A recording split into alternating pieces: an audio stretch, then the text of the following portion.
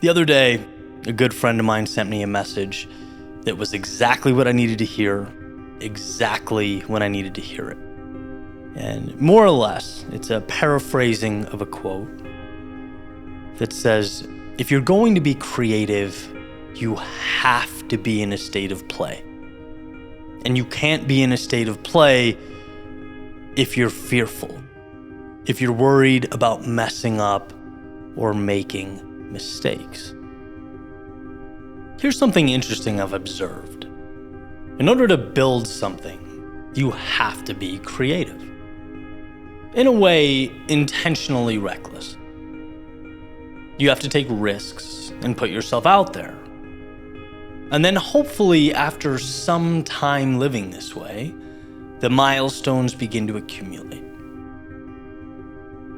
But, and this is the shift I've noticed in myself, the more you accomplish, or the closer you get to that goal, the more your brain wants to transition from creative to protector, from being bold to conserving. We want to hold on to what we've brought to life more than we want to innovate. It's protect the castle on the hill that was, ironically, born of your creativity to begin with. And I know this isn't the way I want to live.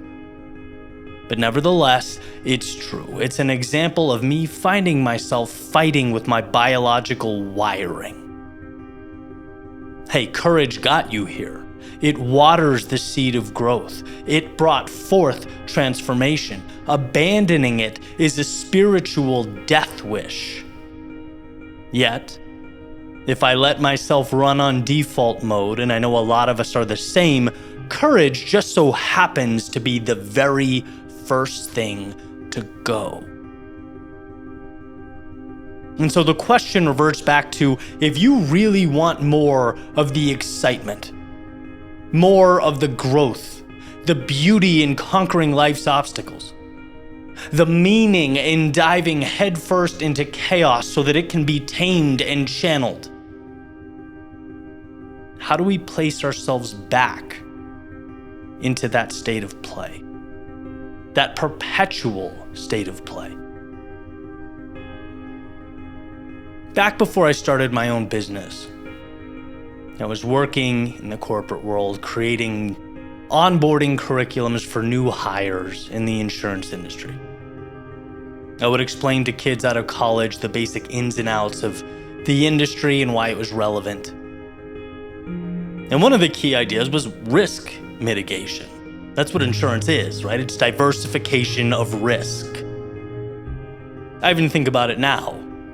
When I see my cell phone, close to the edge of a countertop, my brain goes, no. And I go to pick it up, place it to the center of the table or in my pocket, where the likelihood of a $1,500 device falling and exploding on the kitchen floor is greatly reduced. And that's a good thing. Time and place, for sure. But in our personal lives, it also happens that the beauty, the fun, the excitement, and the growth takes place on the counter's edge. It is dancing through life's fringes that we find ourselves. There's some truth to the idea that, hey, we might fall from the countertop and crash onto the floor, and you know what? Fine. Be at peace with that possibility.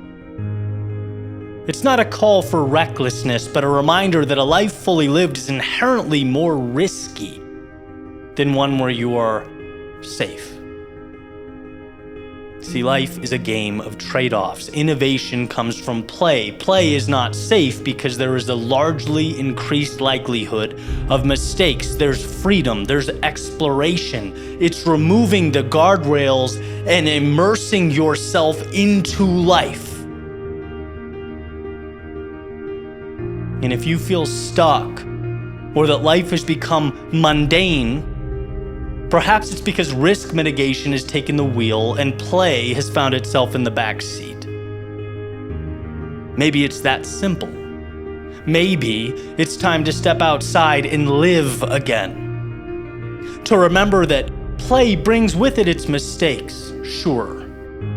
But contrary to what our lizard brains want us to think, most mistakes are reversible.